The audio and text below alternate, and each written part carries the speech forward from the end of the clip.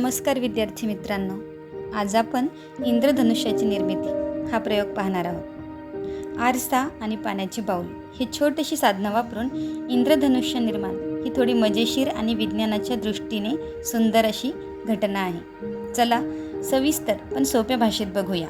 सर्वप्रथम बाऊलमध्ये पाणी भरा.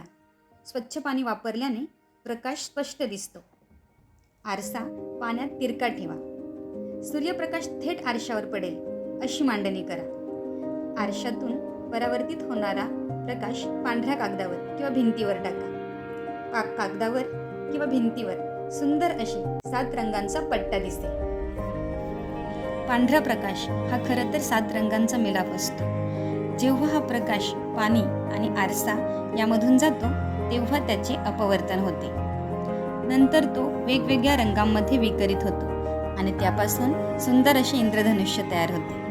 PM श्री मौलाना आझाद विद्यालयातील विद्यार्थ्यांनी प्रत्यक्ष प्रात्यक्षिक करून इंद्रधनुष्य निर्मिती कशी होते याचा अनुभव घेतला.